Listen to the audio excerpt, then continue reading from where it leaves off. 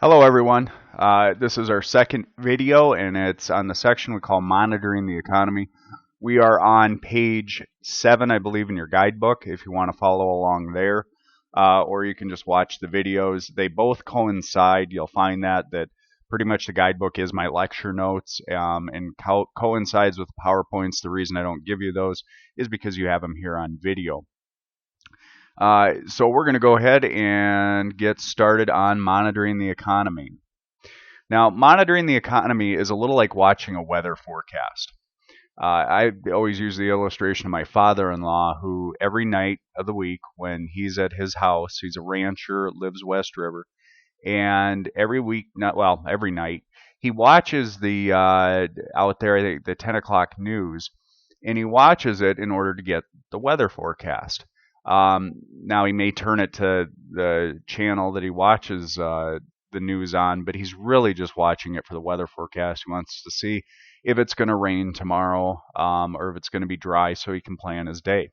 Similarly, we do this in the world of personal finance and finance because we want the same information. We want to know what's going to happen. So we look at a few highlights, and that sort of gives us the barometric pressure of the economy. And we start this in this class at this time because in order to do later projects and things like that, we're going to have to be keeping track of certain metrics. So that's why we're going through it here right away. And this starts, if you can imagine, with an idea or trying to conceptualize something. And that idea is how we actually evaluate the economy. And we do so with contractions, monitoring contractions or recessions, depressions, corrections, and expansions of the economy. And again, usually in an econ class, we use this anecdote to try to explain this idea. And if you can imagine a person holding his or her wallet. So you have this person that's holding a wallet. You know what? I'll just get out my wallet.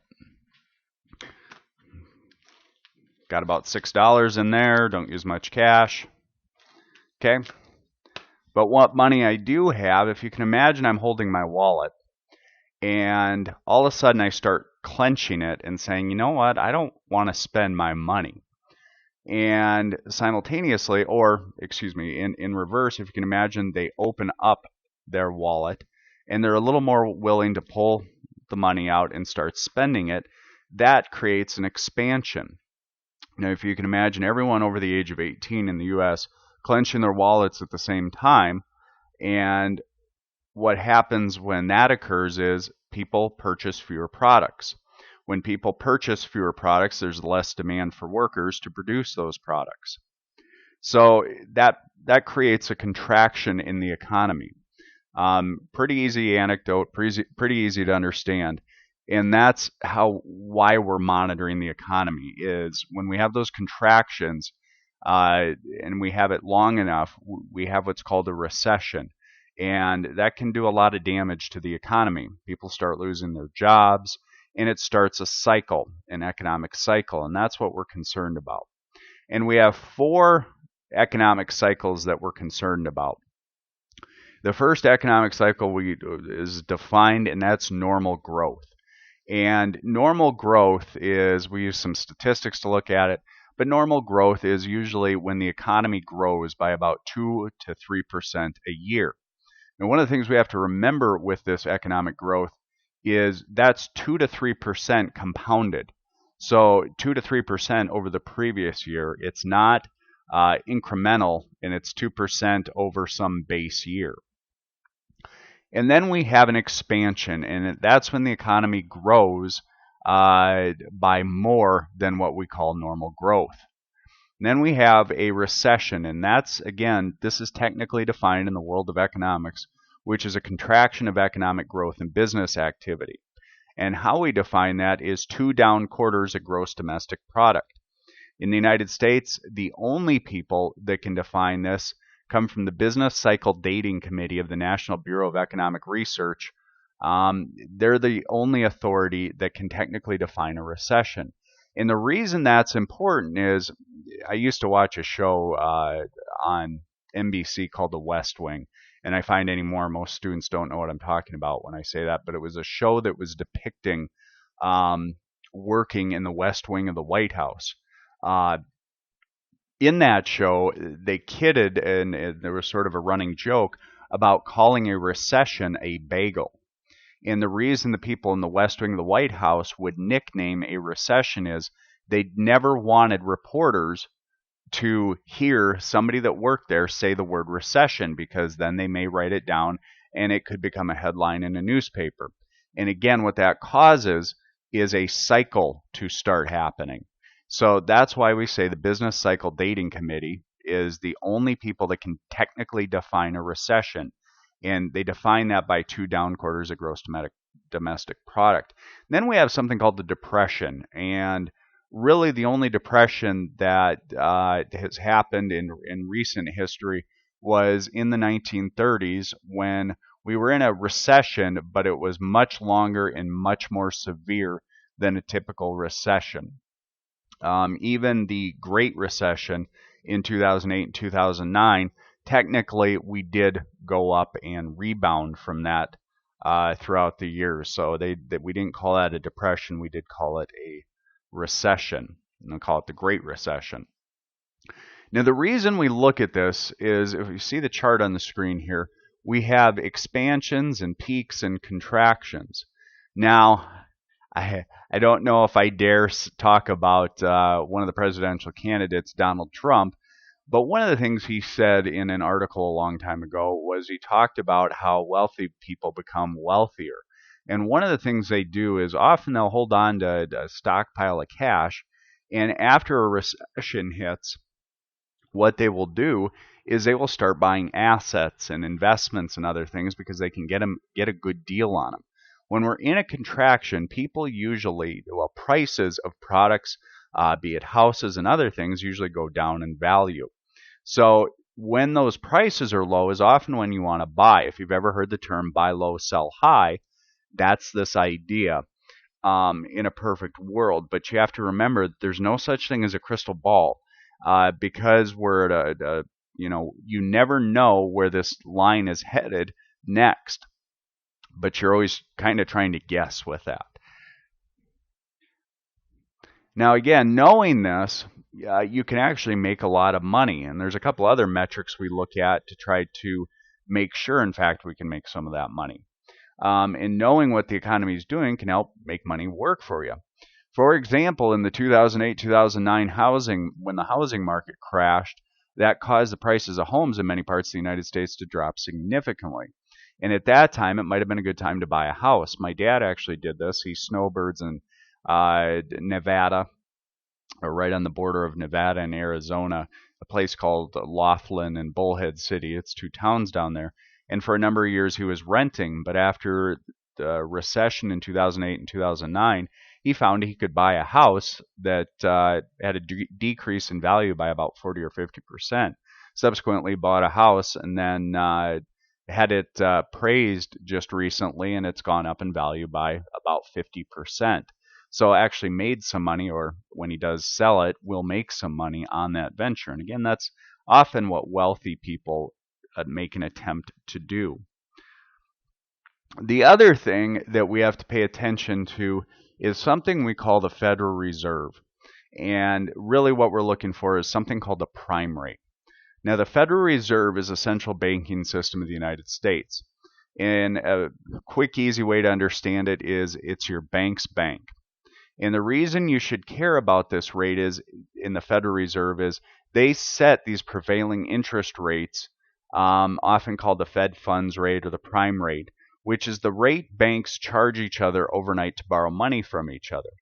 And what happens when they do this is it sets the cost of capital for any loans or deposits that we as consumers buy or get into those transactions. It sets the cost of those.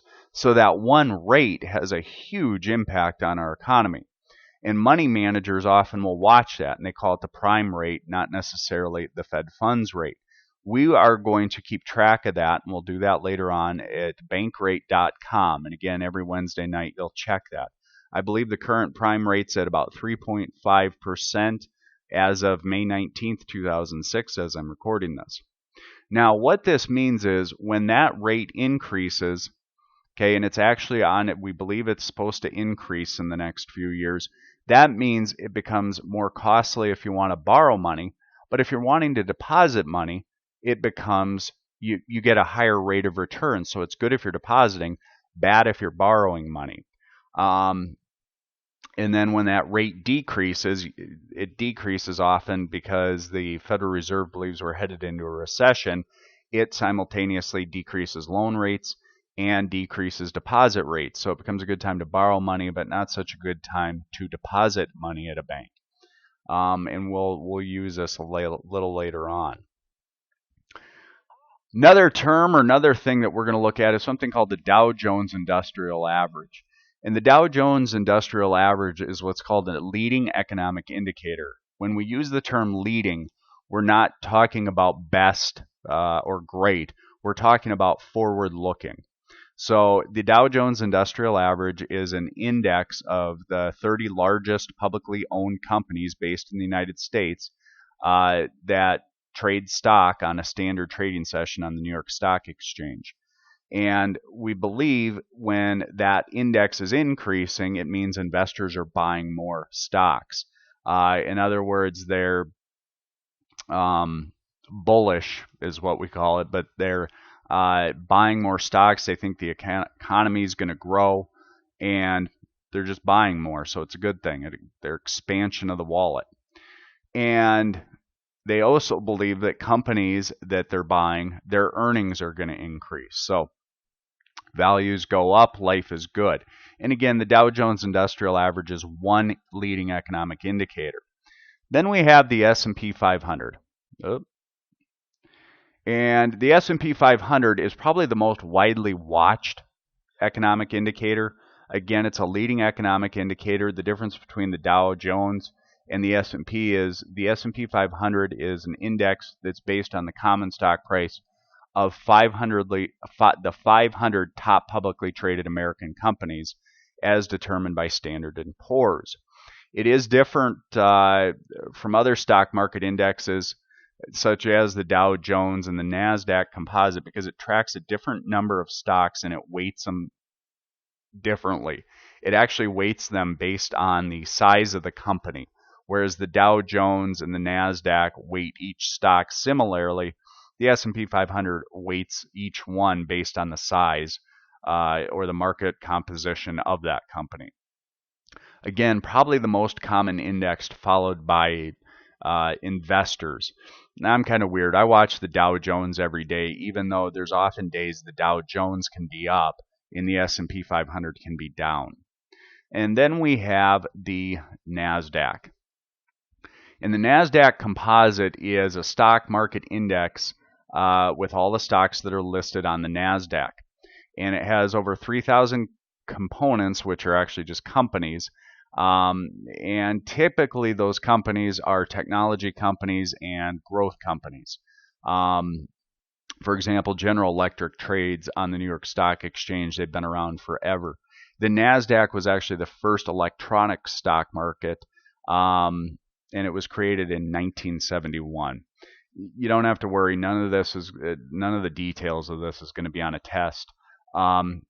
Just fun information. All right, the next thing we're going to look at every day is something called the bond yield curve. And I'm going to make an attempt to play a video on here as we go through this. And hopefully it'll play as a screenshot. If nothing else, hopefully you'll get the vocals of that.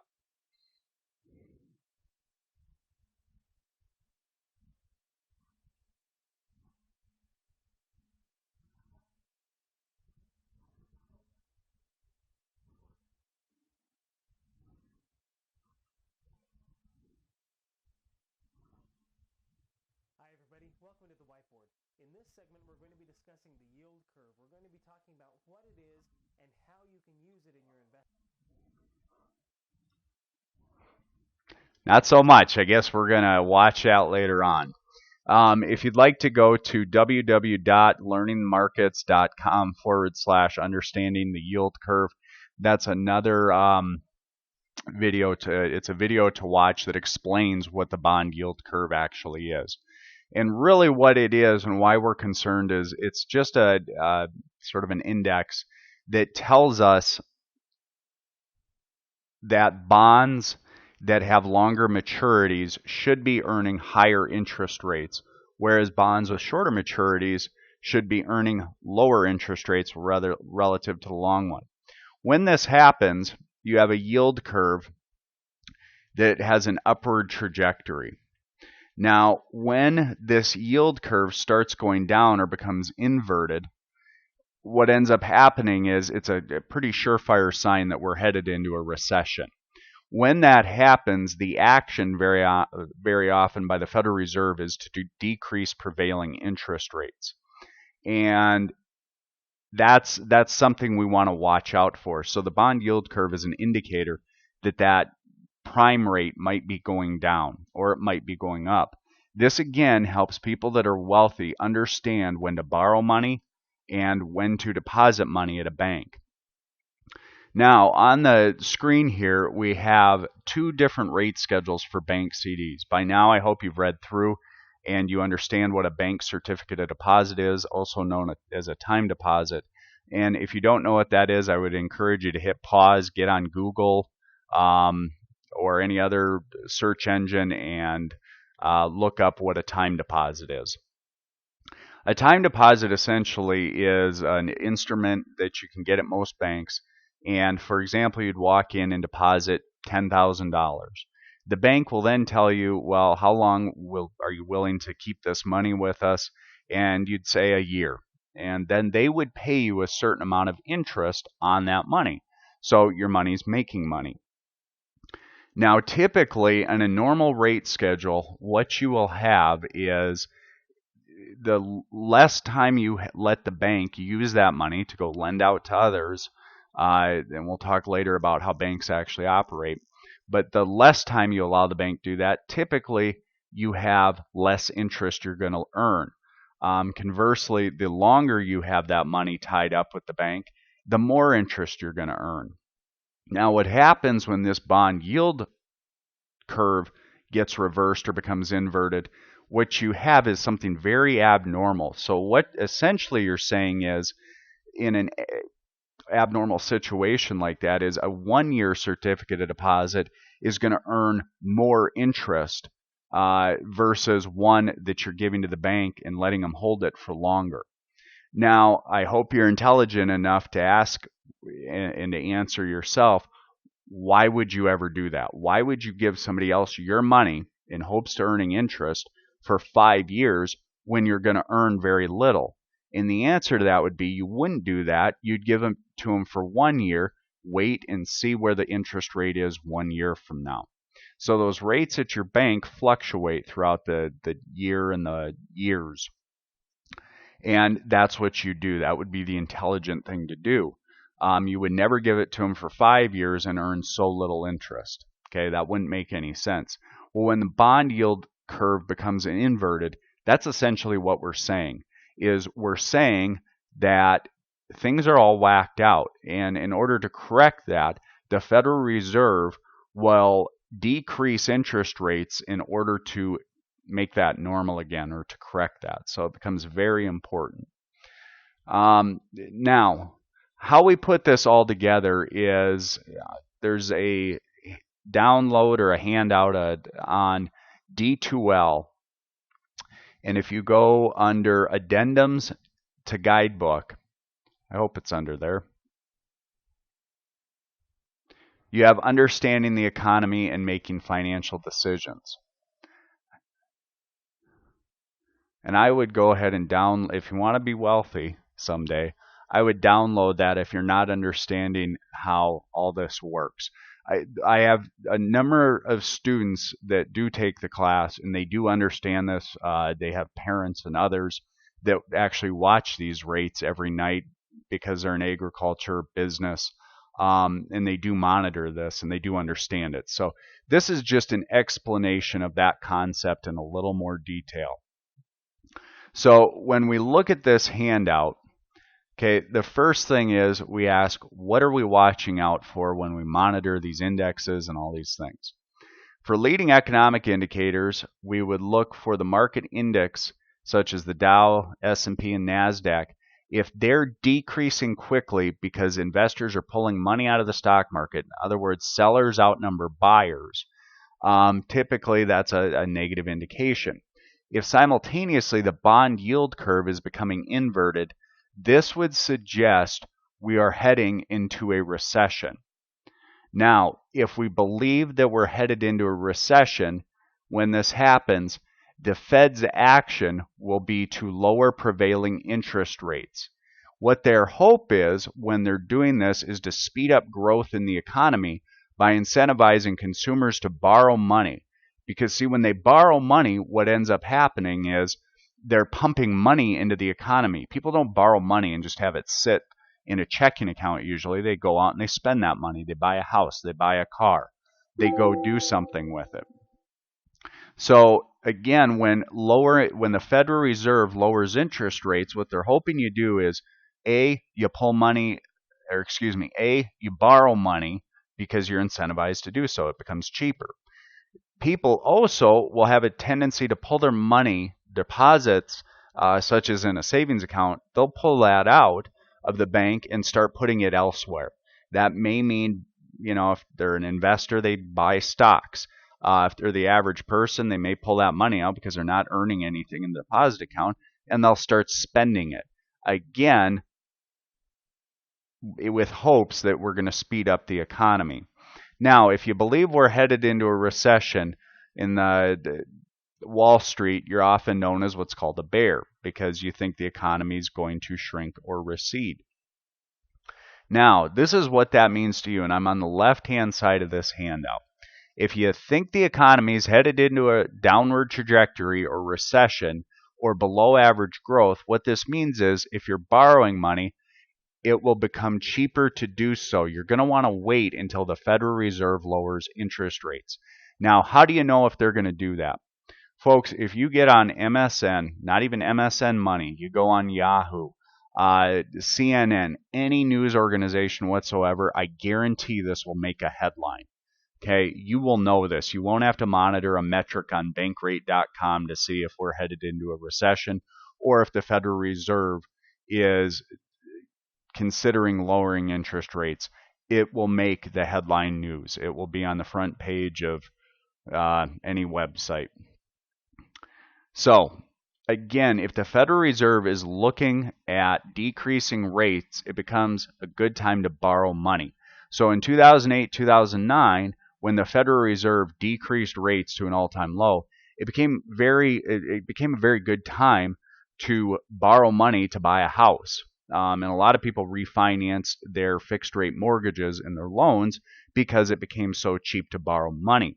Now, it doesn't sound like a decrease in interest rates from, say, 4% down to 3% sounds like a lot. It sounds like a little interest rate change.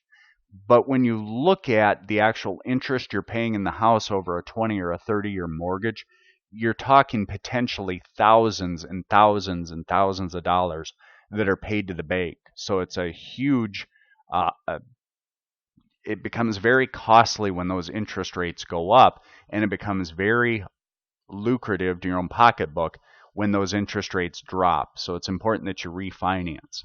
Now, when you're depositing money in the bank and you think we're headed into a recession, what that means is you're going to receive less of a return on your deposits than you would have before. So it's not necessarily worthwhile at that point to keep money in a savings account or a bank CD or anything like that. Might be a good time to buy a house or use that money as a down payment on a house. Now, right now, again, we're talking May 2016, the only trajectory that we expect the Federal Reserve, or excuse me, the economy to be heading in is in an upward trajectory. So one of the things we're going to look at is if the market indices such as the Dow, the S&P, and the NASDAQ are increasing quickly because investors are increasingly buying stocks and the bond yield curve continues to head in an upward trajectory, this suggests that the economy is headed into an expansion. Now, when the Federal Reserve decreases interest rates because they're trying to stimulate the economy, the other action they can take is to increase those interest rates. And the Fed's intention is to slow down the growth in the economy by incentivizing consumers to borrow less and put more money in deposit accounts at a bank, thereby having higher returns for themselves.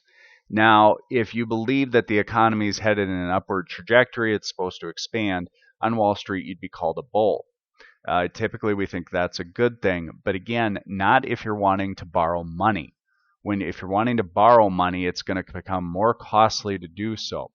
Also, with the Fed's intention that you can earn more money in a bank CD, you're incentivized to go ahead and put that money into a bank CD, thereby not pumping it into the economy. So often it becomes a good tool for the Federal Reserve to slow the economy down. And they do that when the economy's increasing, growing by too high of a level. And a lot of people think, well, geez, that doesn't sound like a bad thing. Well, there's a lot of problems that can happen if the economy is growing too fast. One of them that can happen that we're seeing right now is prices on goods and services, especially in healthcare and the world of education, are continuing to go up by higher than normal rates, higher than GDP or inflation rates. And what ends up happening is we're making the same amount of money in our jobs, yet it's costing more to do everything else. So you don't want an expansion that is growing too quickly. We think the perfect world is somewhere between 2 and 3%. So this this handout here, Understanding the Economy and Making Financial Decisions, you are going to want to understand this on your midterm exam and your final exam. You will see a couple questions regarding this, and you need more than that, more than on a test. You're going to want to know this because flat out, I don't know of a wealthy person that doesn't understand this concept and utilizes it when making financial decisions, especially buying a house. We'll go to a different handout, but this one also has most of these different metrics and where we're going to find these on Yahoo Finance. We're not using Bloomberg anywhere, Bankrate.com, and the Wall Street Journal, so on and so forth. All right, so we'll go back to our PowerPoint slide here. And the next couple of slides, again, cover the same thing that's in that handout. And again, it's just understanding the economy and making financial decisions. So we look at the Dow Jones, NASDAQ, and S&P 500. We look at the bond yield curve. Based on those three pieces of information, to some level, we can make some assumptions of whether or not the economy's headed into a normal cycle, an upward trajectory, or if we're headed into a recession. And again, those four metrics give us a pretty telling story. From there, that tells us what the bond yield curve, what the Fed's intention is to increase or decrease rates. All right. Now, what does that mean again for a consumer? Well, an increase in the rate's good for depositing money, but not good for borrowing. A decrease in that prevailing interest rate, that Fed funds rate or prime rate, it would be good for borrowing, but it's not good for depositing money. If you want to put your money in the bank and try to earn a little interest, not really a good time to do that. Now, the slide we have up here is a history of the Fed funds rate from 1954 to 2009. Today's rate is actually at almost an all-time low. The Federal Reserve recently increased rates here in the last, I believe, year from 3.25% to 3.5% is the prime rate. And again, that's a compilation of the different rates that the Fed sets. It's really the one we're concerned about. And this is just a chart of over the years what these different rates were. As we can see in 1976 and 1982, between there, the Fed funds rate skyrocketed. which again is wonderful if you had money and you wanted to deposit money. But I remember my parents telling me when they bought their first house, the interest rate that they paid on that mortgage was something like 18%. Now, to give you an idea, we have a rule in finance of 710. And what this rule is at an interest rate of 7%, every 10 years your money would double. Or if you have an interest rate of 10% every 7 years, your money will double. Now, similarly, the amount of money you're paying the bank, it tells you how much that's going up. So you can imagine at 7 or 10% how much it'd be going up. Imagine at 18% how much interest you're paying the bank and how much money and interest you're paying the bank over a 30-year mortgage. And you can see very quickly the amount of money you'd be paying a bank at that rate would be about you'd be paying in interest alone probably 4 to 5 to 6 times what the actual value is, or the principal purchase price you paid for that house. So if you bought a house for $100,000 in 1980, what that means is by the time you paid it off 30 years later, you would have paid about $700,000 for that house. All right. Now, to get a better understanding of how this works at a bank, well, we need to understand how banks work. And how banks operate is they get money from depositors, and then we think, sort of right now, in theory, we loan that money out to people that want to borrow money. So we're going to give you a hypothetical, so just so we can understand here. Susan goes in and deposits $100 to the bank. The bank then takes that $100 and loans it out to Paul. Now, the bank says, look, we're not going to do this out of our good graces. We want a little something back. So if Paul's going to borrow that $100 for 1 year, and the bank says, look, you're going to pay us 6%, and then the bank is going to pay Susan 2% of that, how much does the bank get to keep of that interest earned money? And the answer is 4%. Again, it's taking 6%, so $6 from that loan in 1 year, and we'll say that's the term of the loan, and Susan puts in $100 for 1 year, okay, the bank's going to get to keep $4, and that's how banks make money. Susan gets money, everybody's happy because Paul needed the money. Susan had extra money or a surplus of money, and she got paid a little bit by just giving it into the bank. Okay, so the bank gets to keep 4%. Now, we got to change this up a little bit, because in the second exercise, banks can't loan out 100% of the money they bring in and deposit. Usually they have to keep a certain percentage of that money in case Susan wants to come in and take her money out because she needs it to fix her car. So the bank is usually required to keep 10% of its deposits in case depositors need access to that money.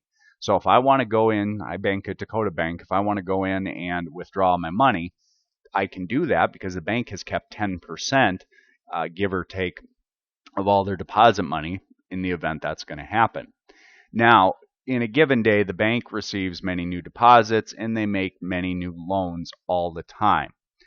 If Susan deposits $100 and Paul borrows $100, the bank still has to have 10% in the event one of the other customers wants to come in and take out all their money.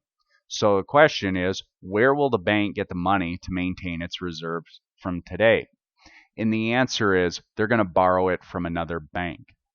And when they borrow that money from another bank, the way that interest rate is set by the other bank is through the Federal Reserve.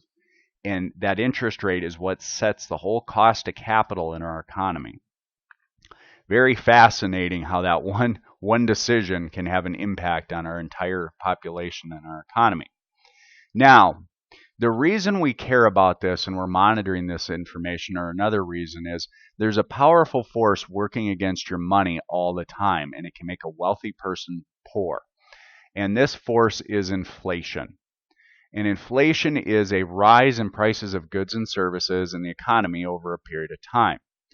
The study of finance, be it personal, corporate, nonprofit, or governmental, is all based on this idea that money compounds and prices of goods and services inflate. And if we know that the average inflation rate is between 2 and 3%, this means that when we're investing our money or giving it to the bank, our goal should always be to get more than that 2 or 3% or rate of inflation. If we don't do that, what ends up happening, oh, and here's a chart of the inflation rate between 2011 and 2000. Again, we average somewhere about 2.4, I believe, is the current average. We've had what we've called stagflation the last 5, 6, 7 years, where inflation has not been going up, and it's actually probably going to have a huge impact on our numbers in the world of finance. Now, the effects of inflation on your money, or a good example is if you leave $1,000 in your checking account that pays no interest, at the end of 1 year, the impact of inflation on that $1,000 would be you'd only have the buying power of $970. So if you can imagine, you want to go out and buy a really fancy push lawnmower that's about $1,000, okay? You're going to have trouble doing so because next year it's going to be that same lawnmower is going to cost about $1,033. Okay, you won't have enough money. Now, in 5 years, that $1,000 will only be able to purchase or have the buying power of $862 worth of equivalent goods and services if you're earning no interest. This is why we warn you don't put your money under the mattress, as a lot of people did in the 1930s, because your money's not growing. And it has to grow, and it usually has to grow by a rate greater than the rate of inflation in order that you're not losing buying power and value in that money. Now, another reason we look at all this information and we look at inflation and its impact is really an issue of economic profit and opportunity cost. Now, opportunity cost is the cost of any activity measured in terms of the value of the next best alternative or foregone alternative. Often I'll talk to people about this, and I try to explain to them, think of your time in terms of billable hours. And even though you maybe have a part-time job working somewhere, imagine sort of the functionality of this in terms of the world of billable hours. And one of the things I talk about is an anecdote that I was sitting with my wife and her friend one day, and we sat down, and my wife's friend, who was an accountant, actually was talking about having a mind freeze here. She was putting in a garden on her property, and she was so excited about this and said she couldn't believe how much money she was going to save by having her own garden. That's the wrong thing you say to an economist or a financial person. And I looked at her in amazement and I said, wow, you're able to make this produce cheaper than Del Monte can do it? And she looked at me kind of funny and she said, what are you talking about? And I said, you're able to produce the produce, the corn, and freeze it down and everything else cheaper than Del Monte can do it. And she looked at me and she says, I don't get what you're talking about. And I said, well, let's start off with the garden and let's see how quickly we can get to, is it cheaper to go to Walmart and buy a Del Monte corn, or is it cheaper for you to put in corn? And in a matter of no time, she could figure out real quickly she wasn't probably saving any money by doing the garden. And the reason she wasn't is she had never taken into account the amount of time it's going to take to raise up that garden. How much time did it take to till it, to weed it, to do all these other things? So I'm the type of person, I don't mind if you say you have a garden because it's a hobby and you enjoy it and you enjoy spending your time doing it. I do have a little bit of a problem if you think you're actually saving money by putting in your own garden.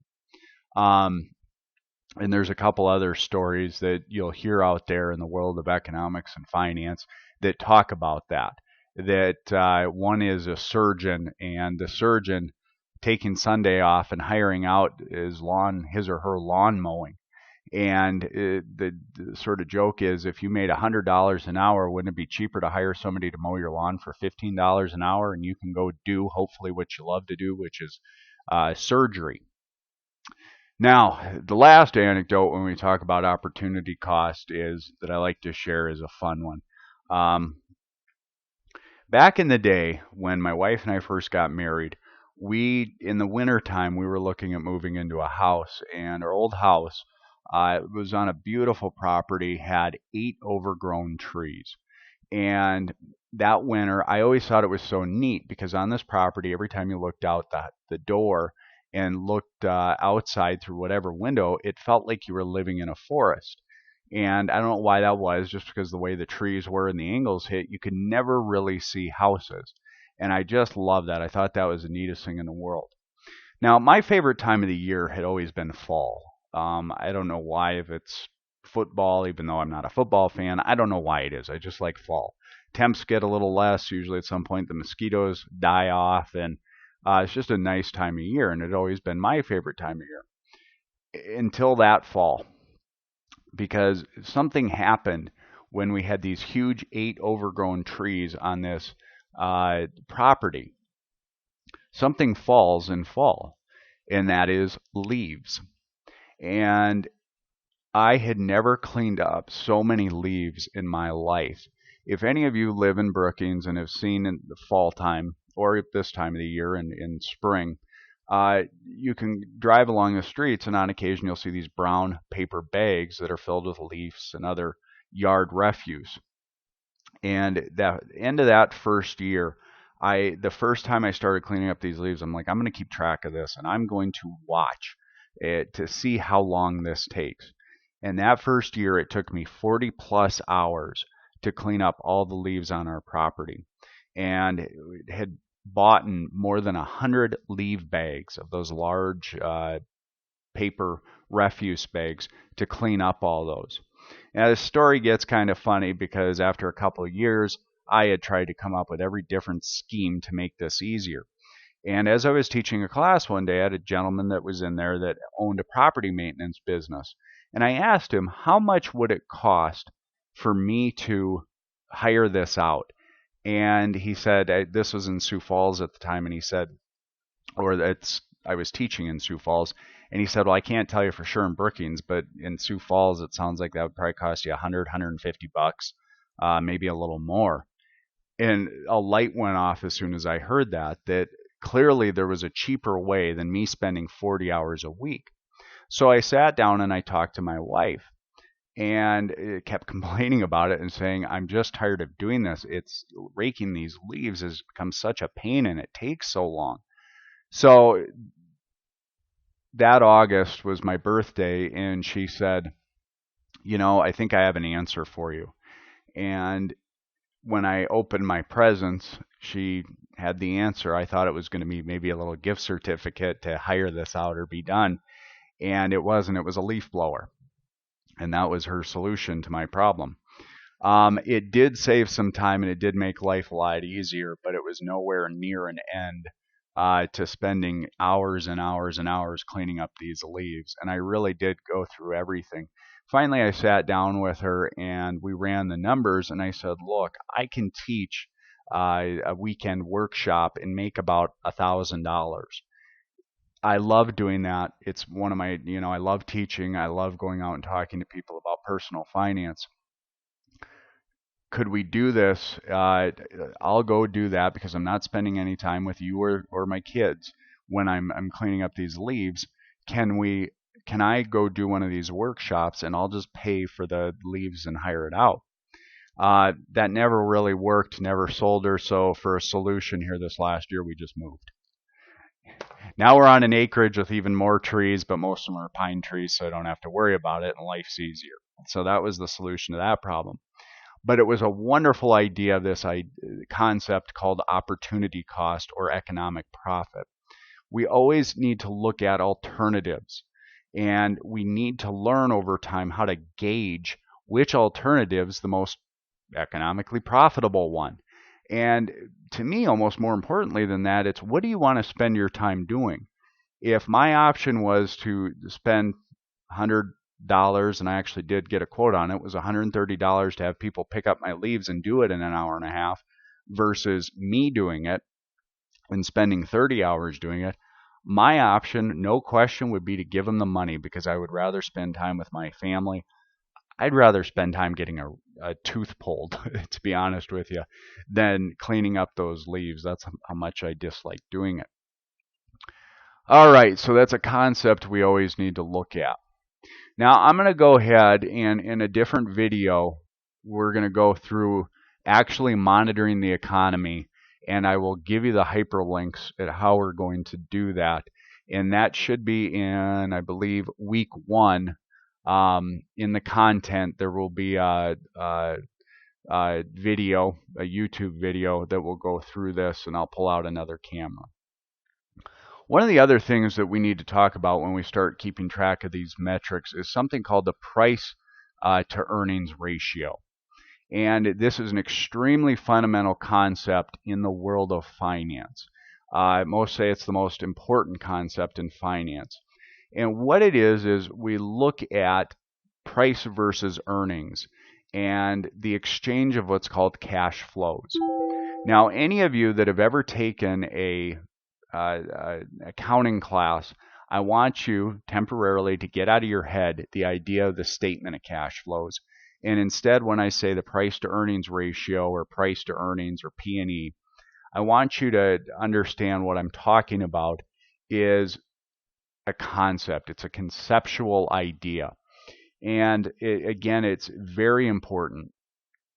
And what we're always looking at is what is the price we are willing to pay for something versus what we can earn with what we're paying. Now, this concept's used over and over, and if you're really wanting to make an attempt to become wealthy, this concept becomes ingrained in you. Now, most of us in this world know the P&E ratio is the reciprocal, and the reciprocal of P&E is called the earnings yield. So if you go to a bank and you're depositing money, they're going to give you a rate of interest that they'll pay you and what they'll quote they'll pay you. Well, what they're giving you is called the earnings yield. So if you walk in and you deposit $1,000 and they say, we will pay you 10% over the course of a year, what they're saying is at the end of that 1 year, we're going to give you $100. You give us $1,000, we'll give you $100. The problem is, in the rest of the world of finance, we have much more of a barter or a negotiated position where we determine how much we're going to give the bank based on how much you're going to give us in earnings. In both the world of bonds and stocks, that's what we look at. So instead of using earnings yield, we use the P&E ratio.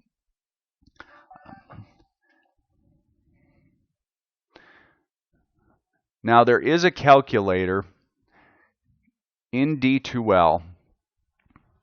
If you go to content and go down to projects and other info,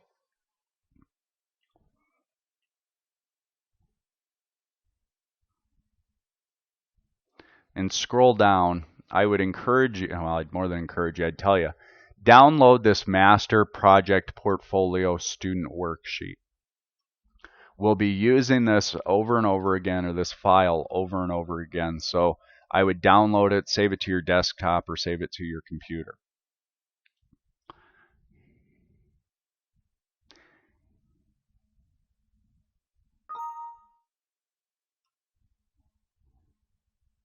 So when we download this, one of the things we have is a calculator in here that helps us translate.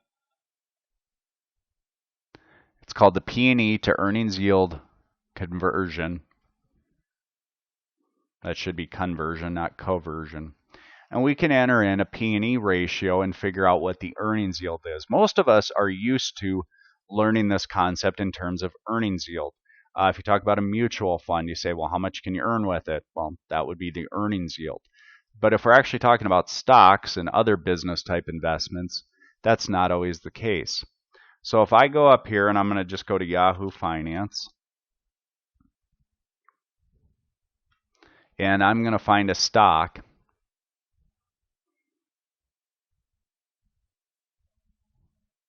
I'll get to the quote screen, and I'm going to look up the stock of General Electric.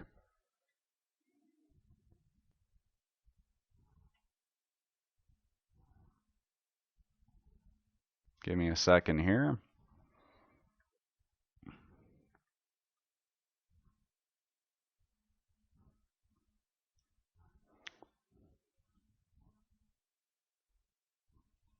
I'm going to look up 3M.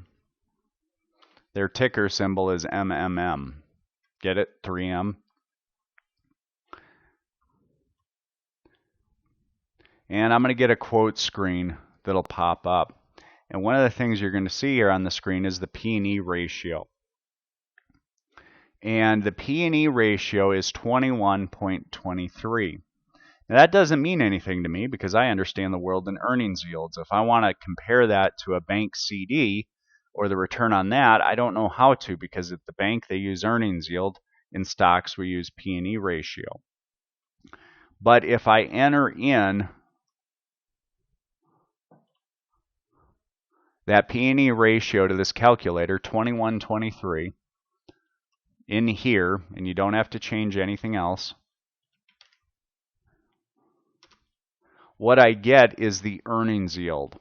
So if right now at a bank savings account I can earn 0.33% on a bank savings account, now when I look at stock of 3M, I can compare that using the P&E ratio. And again, in the world of finance, I don't know why we do it, but that's how we express.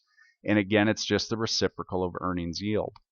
So what we see here is an earnings yield for 3M stock of 4.71%.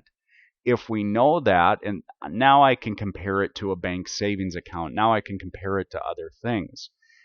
So that's why we need to look at the P&E ratio, and why it becomes important is because in the world of finance, it's the P&E that's usually expressed and not earnings yield. Very important. We can also do this, and we'll do this a little later on, with a college degree. A college degree is a wonderful way to determine or utilize price to earnings. The price of a college degree would be the tuition you pay. The earnings or incremental cash flows that you earn is the amount that you can earn extra. The amount you can earn extra for having that education. And later on we'll do that, and we'll look at that, and then we use a financial model, and we can actually figure out whether or not your college degree is worth it. And we'll do that for an exercise. And it's just this idea of P&E ratio.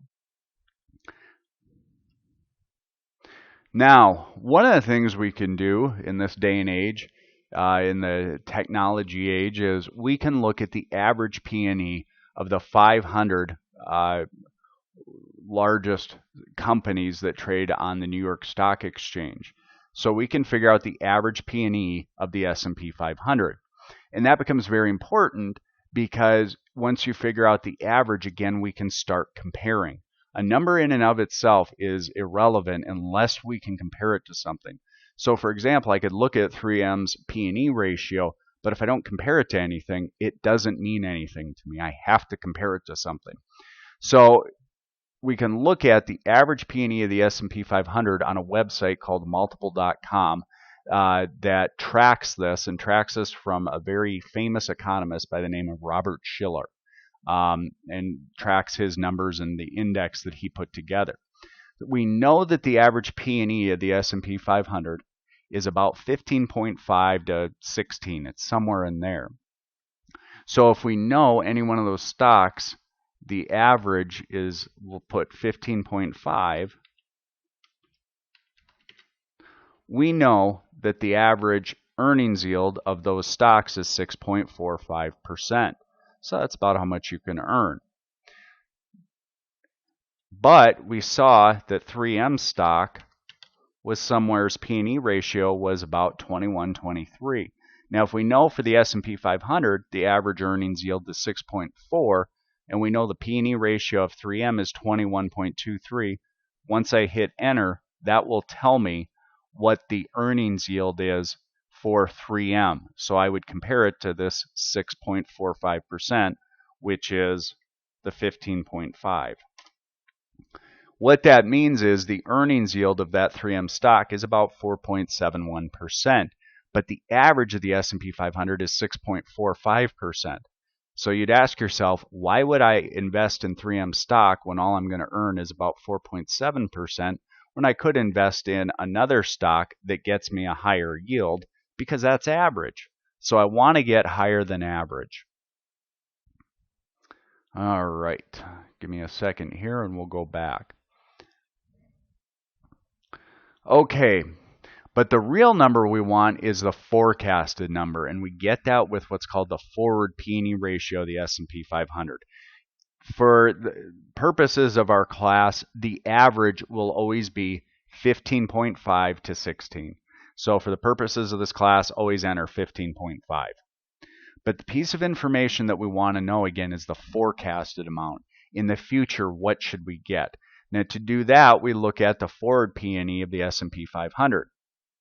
Okay, we'll go to the wallstreetjournal.com, and that's where we can find that information. And again, I will go through this all again with you when we start doing the exercise.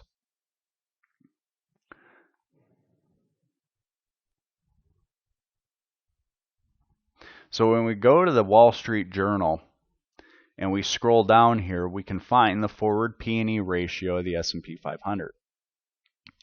And right here we have the S&P 500, and what we're looking for is estimate, that caret symbol right there. And the estimate for the next year, for the S&P 500 is it would be a P/E ratio of 17.62. Now that's higher than 15.5.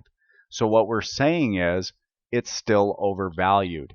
Now if that's not making sense, you go here, we enter 15.5, and we have an earnings yield of 6.45%. Okay, that's the average P/E of the S&P 500. When we looked at the estimate or forward P/E, on the Wall Street Journal of the S&P 500 for the next year, it's 17.62. So we'd enter 17.62 in here. And we get an earnings yield that we expect for the next year to be 5.67%. The problem is that's less than the historical average. So what we would say is right now, the stock market is probably a little bit overvalued. Now, the forward forward P/E of the S&P 500 I've seen it as high as 25, and way back in the day it was as high as I think 28 or 30. So it can get very high, very overvalued, in which time the Federal Reserve would probably increase interest rates to slow things down a little. All right, now the last thing you're going to be keeping track of, again, once a week, is bills and bonds, Treasury bills and bonds. And we use a 91-day T-bill and a 30-year T, or excuse me, a 10-year T-note later on in the semester to actually run valuations. And these will be other inputs in formulas that we're going to run. And Treasury debt is just bonds that are offered by the U.S. government. So you give the government money, they give you this bond, and they will pay you a certain amount of interest every year on that. And we use that number, and we call this Treasury debt the risk-free rate. Okay, typically the 91-day T-bill is known as what's called the risk-free rate. And we use that risk-free rate as an input. Now some people say, well, can you really call it risk-free? Well, I know it's hard to believe, but in here and in the world of finance, the full faith and credit of the United States is considered to be as good as gold in most other economies. And many other economies go ahead and keep a lot of our cash and money on hand, our actual physical currency, as backup currency. Much like in the United States, we would probably hold some gold in our own house or somewhere in the event the world crashed, just as a backup. All right. Now, bonds are a debt or an instrument of indebtedness of the bond issuer to the bond holder. It's a debt security. In other words, it's just an instrument that can be used where one borrows money, which is the borrower or bond issuer, and the other gives the money, which would be the bond holder. Depending on the terms of the bond, the borrower is obliged to pay them interest in the form of what's called a coupon payment, or to repay the principal at a later date, term to maturity. Fear not, we will get into all of this later on. One thing you'll take note is bonds are what's called a direct form of finance. In other words, these companies or the United States, instead of getting money from a bank, which is called indirect finance, the organization goes directly to an investor to solicit and get that money. And then bonds are typically traded in increments of $1,000, and usually only 5 of those. So, some summary questions. What are the 4 economic cycles? You're going to want to know that. What is the Fed funds rate and why do we care? What's inflation? What highlights should a person watch to make financial decisions? What are the 4, we talked about economic cycles, interest rates, stock markets, and markets. So this is all information that you need to be aware of. In the next video, it'll be titled Metrics to Monitor Economic Activity. In that video, I will go through and actually help you fill in the numbers we're going to be looking for on a worksheet that I would ask that you download and print off. If you go back into D2L, what you want to print off is the econometric tracking sheet. I would download that to print it off. It doesn't matter. And we're going to fill that out with good old pencil and paper. So you'll want to keep that on your desk or your work area. And this is what the worksheet is. Every day at 4 o'clock, on Wednesday, we'll go ahead and fill out this information. And again, I'll show you in the next video where to get that. Thank you for listening, and we'll see you next time.